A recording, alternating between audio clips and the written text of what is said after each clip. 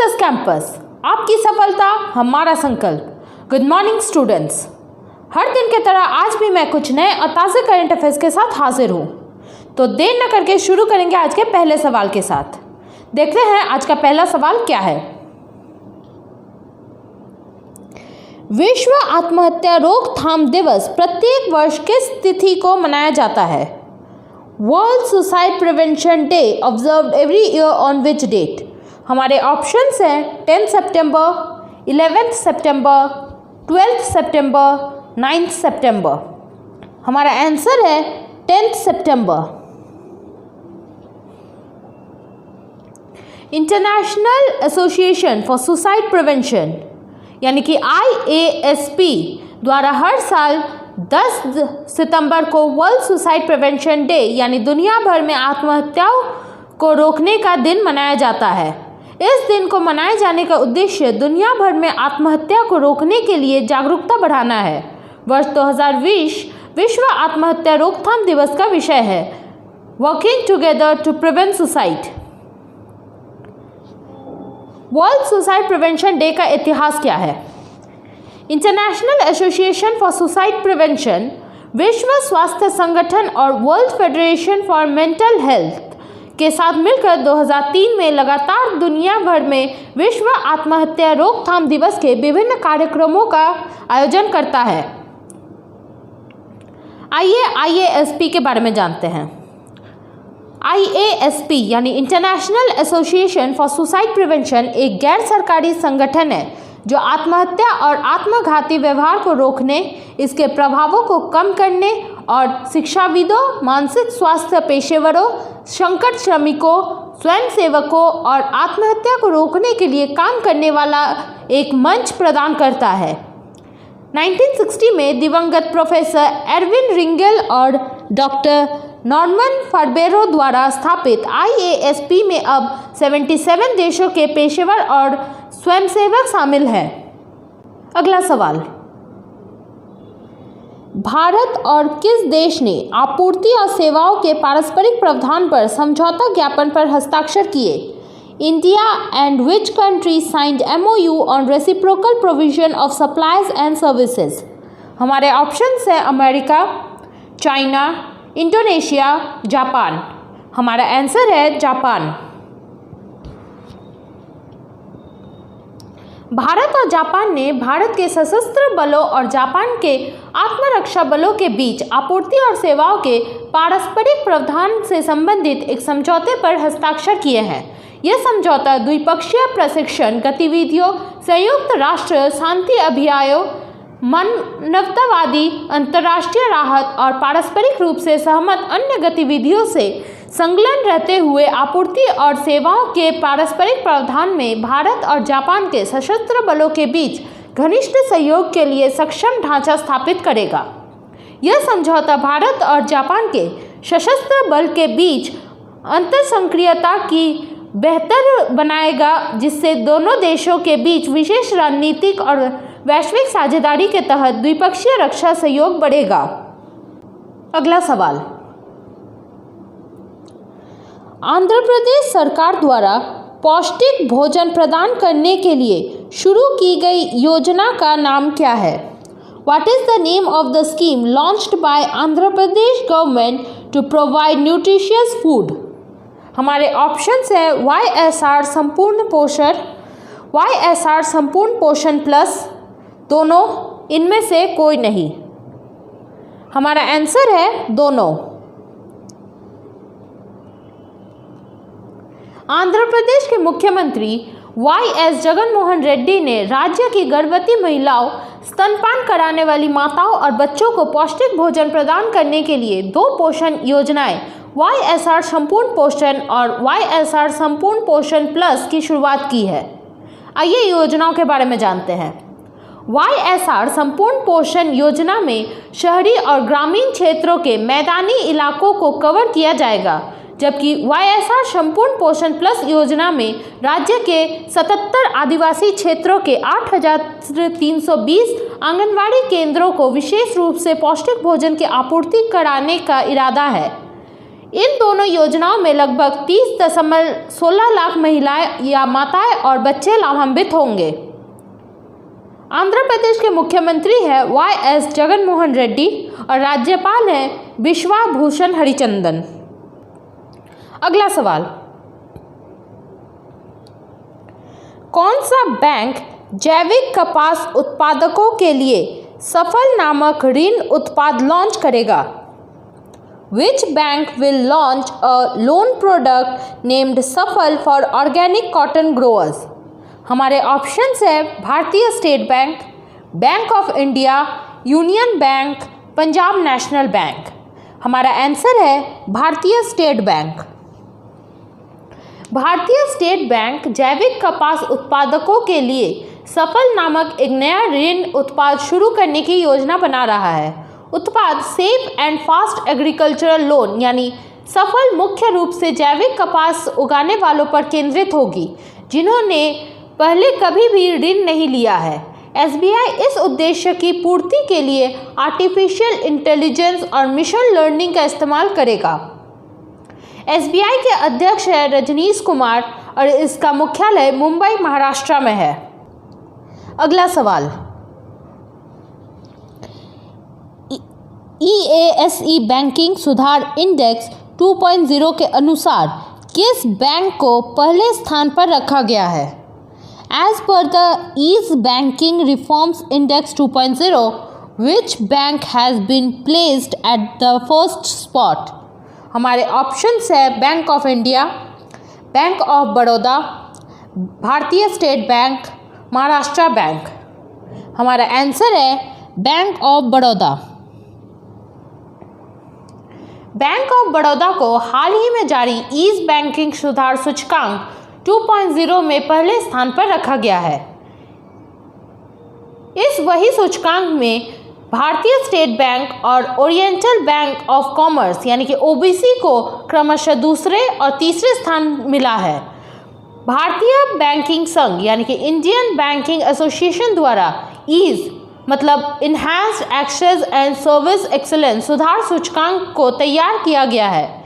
इस सूचकांक को जारी करने का उद्देश्य सार्वजनिक उपक्रमों के बीच प्रतिस्पर्धा बढ़ाने, उन्हें एक दूसरे के से सीखने के लिए प्रोत्साहित करके PSB में ज़रूरी बदलाव लाना है। सूचकांक 6 विषयों पर आधारित है जिसमें 120 से अधिक उद्देश्य मैट्रिक्स पर सार्वजनिक क्षेत्र के बैंकिंग के प्रदर्शन को मापा जाता है, जैसे कि रिस्पॉन्सिबल बैंकिंग यानी उत्तरदायी बैंकिंग, कस्टमर रिस्पॉन्सिवनेस यानी कि ग्राहक प्रतिक्रिया, credit off take, governance and HR यानी कि व्यवस्था और HR, PSB as Udyamitra for MSMEs यानी कि MSMEs के लिए उद्यमी मित्र के रूप में PSB, deepening financial inclusion and digitalisation यानी कि वित्तीय समावेशन और डिजिटलीकरण को मजबूत बनाना। इंडियन बैंकिंग एसोसिएशन के CEO है Sunil Mehta. Indian banking association का मुख्यालय मुंबई महाराष्ट्र में है और इसकी स्थापना 26 सितंबर 1946 को हुई थी। अगला सवाल, कर्नाटक के बेंगलुरु में स्थित वीर सावरकर फ्लाईओवर की लंबाई कितनी है? What is the length of the Veer Savarkar flyover situated in Bengaluru Karnataka? हमारे ऑप्शंस हैं 300 मीटर, 400 मीटर, 500 मीटर, 450 मीटर। हमारा आंसर है 400 मीटर। कर्नाटक के मुख्यमंत्री BS येदियुरप्पा ने बेंगलुरु में वीर सावरकर फ्लाईओवर का उद्घाटन किया। शहर के मेजर संदीप उन्नीकृष्णन रोड पर 400 मीटर लंबे फ्लाईओवर का निर्माण किया गया है। बेंगलुरु के निगम निकाय बृहत बेंगलुरु महानगर पब्लिक यानी कि BBMP ने 34 करोड़ रुपए की लागत से इस फ्लाईओवर को निर्माण किया है। इस फ्लाईओवर के निर्माण की परियोजना सितंबर 2017 में शुरू हुई थी। कर्नाटक के मुख्यमंत्री है BS येदियुरप्पा और राज्यपाल है वजुभाई वाला। अगला सवाल, ऑल इंडिया टेनिस एसोसिएशन के नए अध्यक्ष कौन बने? Who has become the new president of All India Tennis Association? हमारे ऑप्शंस है रोहित रामपाल, प्रवीण महाजन, अनिल जैन, इनमें से कोई नहीं। हमारा आंसर है अनिल जैन। अखिल भारतीय टेनिस संघ या ऑल इंडिया टेनिस एसोसिएशन द्वारा अनिल जैन को अपना नया अध्यक्ष चुना गया है। वहीं अनिल धूपर को महासचिव चुना गया।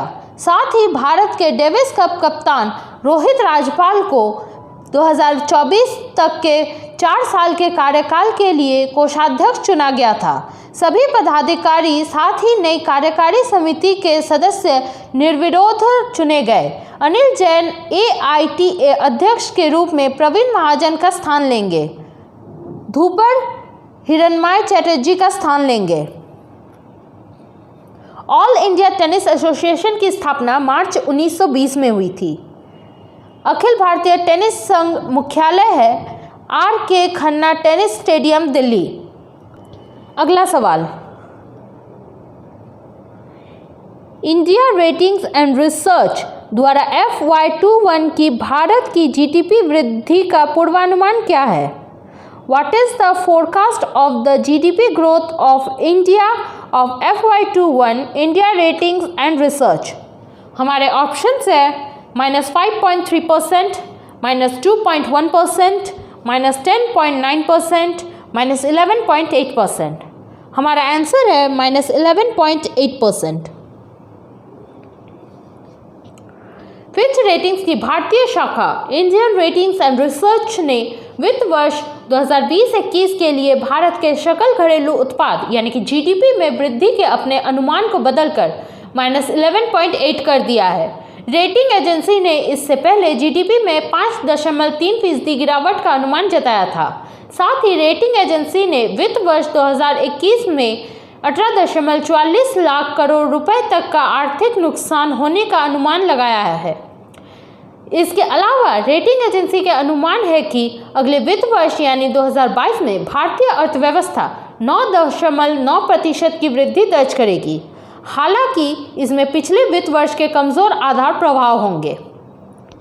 वित्त वर्ष 2021 की पहली यानी अप्रैल टू जून तिमाही में भारतीय अर्थव्यवस्था में रिकॉर्ड 23.9% की गिरावट आई थी, जो कोविड-19 महामारी या लॉकडाउन के प्रभाव के कारण इंडियन रेटिंग्स एंड रिसर्च ने के 17.0% के पूर्वानुमान से बहुत अधिक था।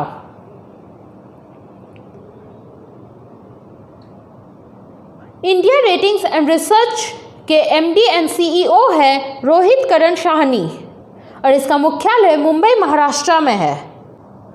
अब बढ़ते हैं झारखंड करंट अफेयर्स की तरफ। झारखंड के किस संस्थान द्वारा औद्योगिक सुरक्षा उत्कृष्ट पुरस्कार दिया जाएगा? हमारे ऑप्शंस है BIT Mesra, IIT ISM Dhanbad, Ranchi विश्वविद्यालय, विनोबा भावे विश्वविद्यालय। हमारा आंसर है IIT ISM Dhanbad. IIT ISM Dhanbad द्वारा औद्योगिक सुरक्षा उत्कृष्टता पुरस्कार देने की घोषणा की है।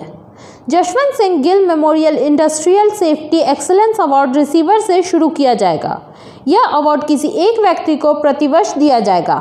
IIT ISM धनबाद द्वारा यह पुरस्कार देने की घोषणा की गई है क्योंकि गिल इस संस्थान के 1965 बैच के छात्र थे एवं कैप्सूल मैन जसवंत सिंह गिल के किए गए कार्य ऐतिहासिक थे। पुरस्कार पाने वाले को 50,000 रुपये की एक पट्टिका और एक प्रशस्ति पत्र दिया जाएगा। अगला सवाल, हाल ही में शिक्षा मंत्री जगन्नाथ महतो ने शिक्षक स्थानांतरण नियमावली संशोधन को मंजूरी दी है। इस नियमावली के तहत दूसरे राज्य के शिक्षकों को कितने जिलों का ऑप्शन मिलेगा? हमारे ऑप्शन है 5, 4, 3, 1। हमारा आंसर है 3। राज्य सरकार ने शिक्षक दिवस के अवसर पर शिक्षक स्थानांतरण नियमावली संशोधन को मंजूरी दी है।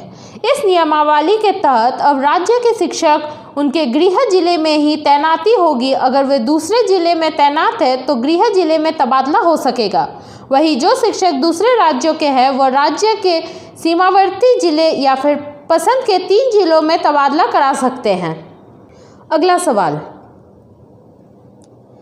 ई काता 2 दिवसीय कराटे टूर्नामेंट में किसने झारखंड में स्वर्ण पदक जीता है? हमारे ऑप्शंस है प्रिया यादव, कनिषा दास, सोनल भौमिक, अनिल सोरेन। हमारा आंसर है Kanisha Das. Jharkhand state karate do association के कराटेकारों ने अंतर्राष्ट्रीय ई काता कराटे टूर्नामेंट में जमशेदपुर की कनिषा दास ने स्वर्ण पदक जीता है। 2 दिवसीय टूर्नामेंट में 350 कराटेकारों ने हिस्सा लिया था। कनिषा दास ने 18 वर्ष एवं सेंशाई नीरज कुमार ने 18 वर्ष से अधिक आयु वर्ग में स्वर्ण पदक जीत हासिल की है।